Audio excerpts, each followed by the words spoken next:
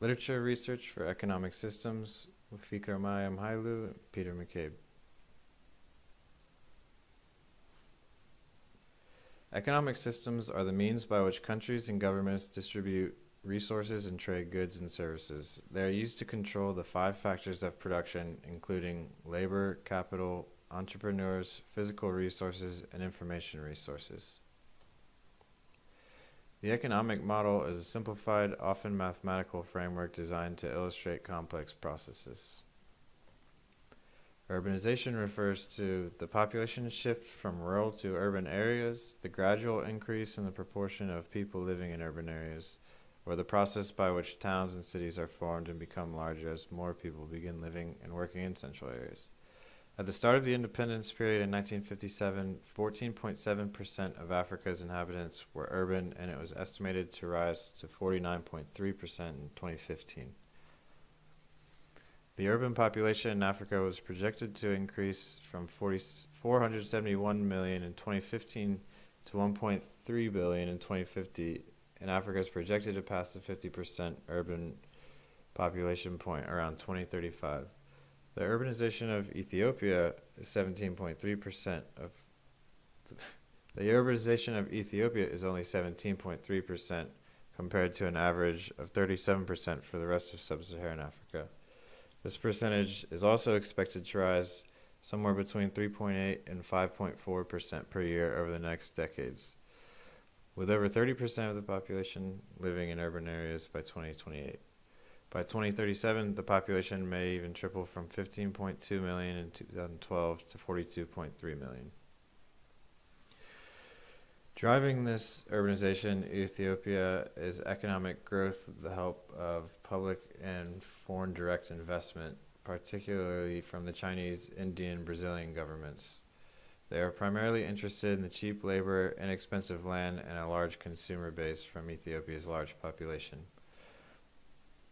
Through public investment, Ethiopian government has prioritized pro-poor and growth-enhancing sectors such as health, education, agriculture, and roads.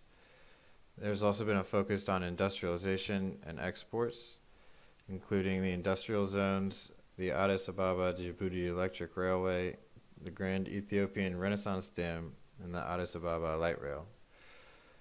Research has shown foreign investment in developing countries as a potential concern because the host countries are vulnerable to environmental degradation at the hands of investors. Also driving this urbanization in Ethiopia is agricultural growth.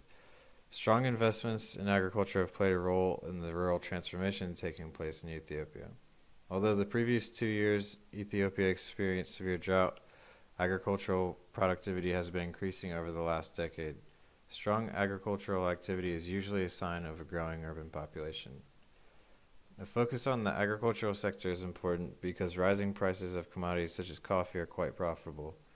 Also, the multiplier effects of this sector contribute to a less concentrated form of urbanization as rural but non-farm jobs are created.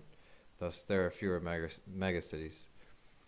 However, this is also a potential problem as Ethiopia's urban population is not large enough to meet adequate demand for that agricultural product.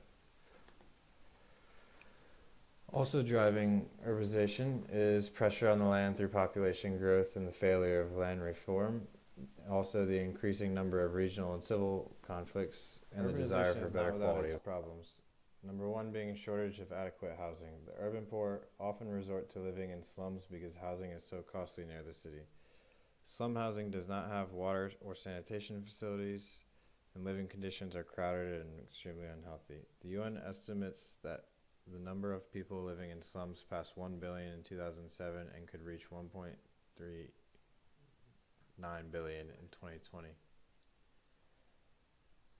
Another challenge is the exploitation of natural resources. Consumption in urban areas is much higher than those of rural areas. Also, is increasing urban poverty. The rate of growth of the world's urban poor has exceeded the rate of growth of the world's urban population. Another is change in the way of living and culture. Village culture is characterized by common bloodlines, intimate relationships, and communal behavior. Urban culture is characterized by distant bloodlines, unfamiliar relations, and competitive Economic behavior. policies and models can also respond to human needs. Encouraging participation of small and middle farm holders in Ethiopia through citizen participation and planning.